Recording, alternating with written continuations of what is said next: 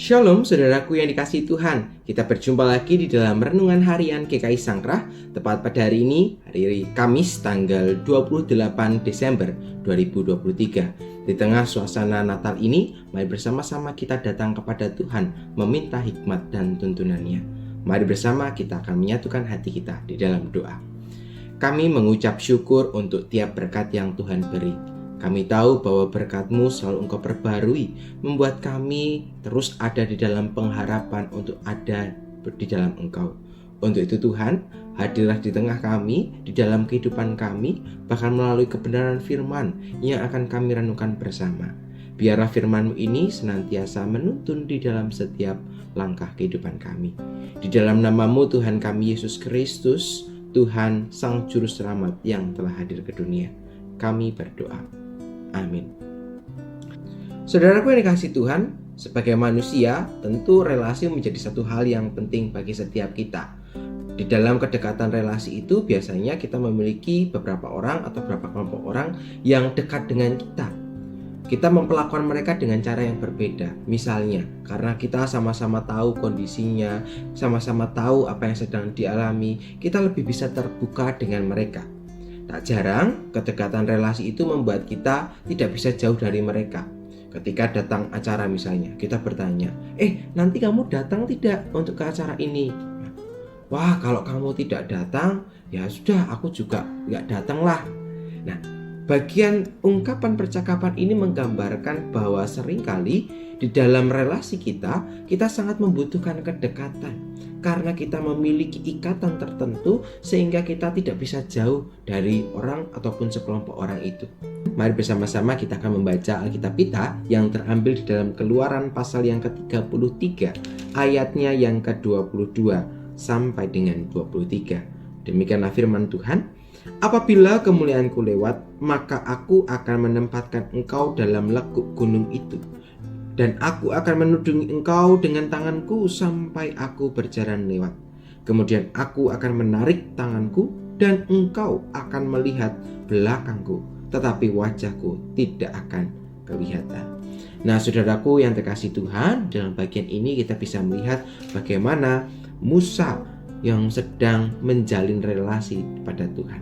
Musa tahu bahwa di dalam kehidupan yang ia jalani, ia tidak dapat jauh daripada Tuhan. Setelah pada perikop sebelumnya kita mengetahui bahwa bangsa Israel hidup tidak berkenan di hadapan Tuhan dengan cara mereka menyembah berhala dengan membuat lembu emas dan mereka menyembahnya. Kemudian apa yang dilakukan oleh bangsa Israel ini membuat Tuhan murka.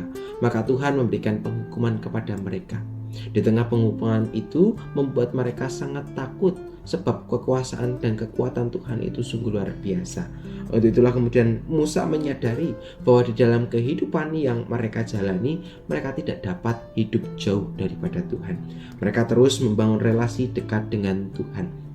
Nah, ketika Musa memiliki relasi yang dekat dengan Tuhan, ternyata pada bagian Alkitab yang kita baca pada hari ini menunjukkan bagaimana Musa meminta sebuah tanda dari Tuhan. Ya, dikatakan di dalam bagian ini Musa meminta Tuhan untuk memperlihatkan wajahnya supaya ia dan juga bangsa Israel tahu bagaimana Tuhan mengasihi.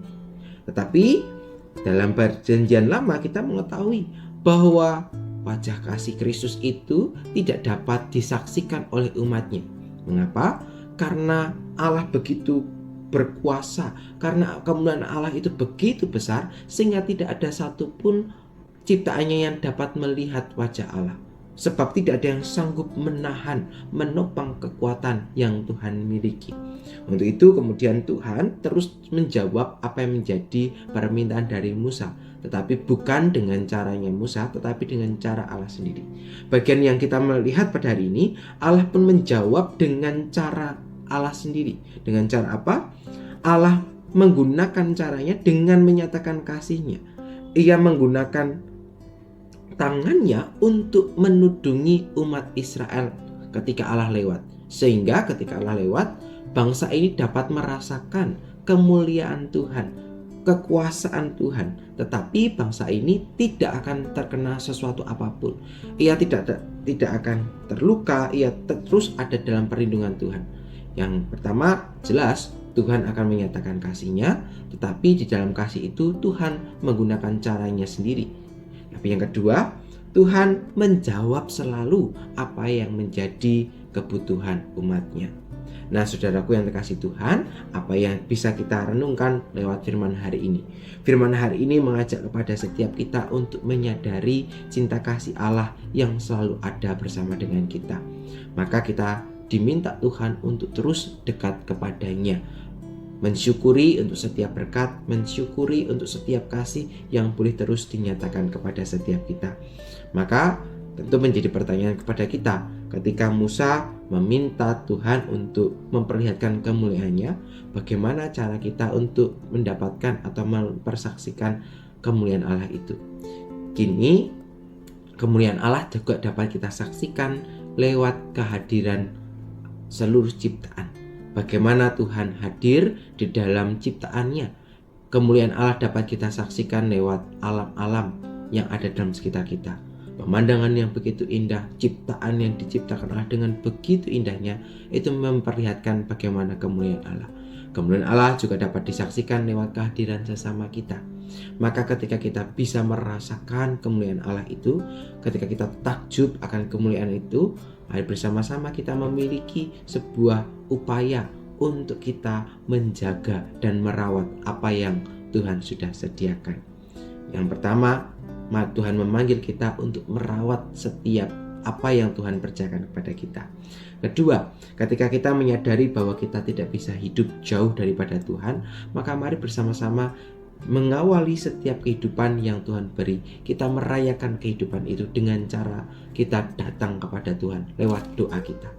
Doa menjadi salah satu cara untuk kita menjalin relasi dengan Tuhan. Doa menandakan bahwa kita mau berserah kepada Tuhan. Maka mengawali seluruh kehidupan kita, mari bersama-sama kita membangun kehidupan doa kepada Tuhan.